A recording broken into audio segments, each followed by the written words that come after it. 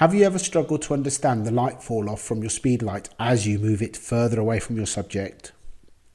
Do you struggle to understand why doubling the distance between your subject and your speed light doesn't give you half the light but a quarter?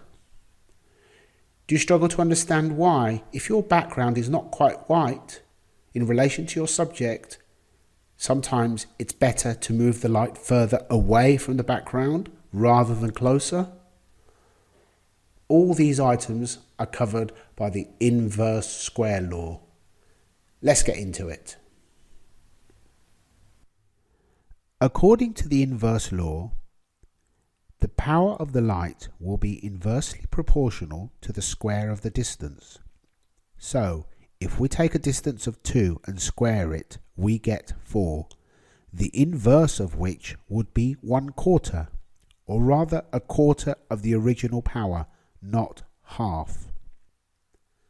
Moving our subject 3 meters from the light, 3 times 3 equals 9. Inverse, so 1/9 the power of our light source now becomes what it originally was. If we look at our light drop off from 1 meter to 10 meters in percentages to the nearest whole number, it would look like this.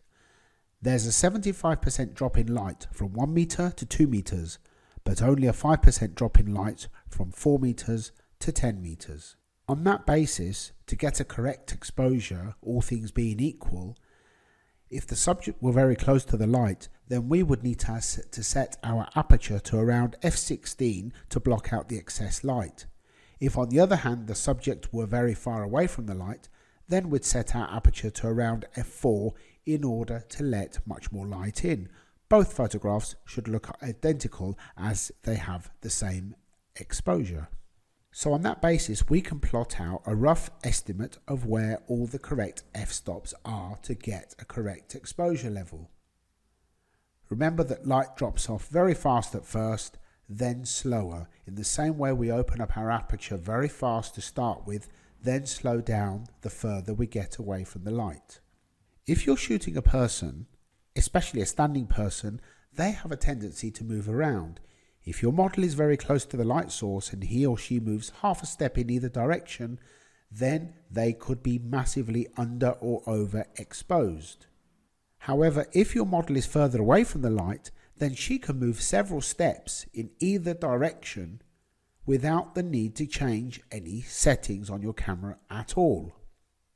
This example also works in a very similar manner with groups. If you have all your subjects very close to the light, then the one farthest away from the light will be very underexposed compared to the one closest to it, covering the range from f22 all the way to f11. But if you move all the subjects away from the light source, then they become lit pretty evenly around f4. If you actually want one element of your photo to be bright and one to be dark, such as a background, if you were to place your model close to the light source with a backdrop some distance away, then assuming your model is exposed correctly, the backdrop would be very underexposed. If you instead wanted to have a bright subject with a bright background, then you would have both of them further away from the light source but close to each other. Even though it may appear complicated at first, with the help of the diagrams, grasping the concept that subject to light distance doubling will give a quarter of the original light, not a half, and understanding the umbrella effect of the spread of the light goes some way towards explaining how the inverse square law works, and hopefully over time will give you a much better understanding of lighting your subjects with off-camera light. Good luck with your photography.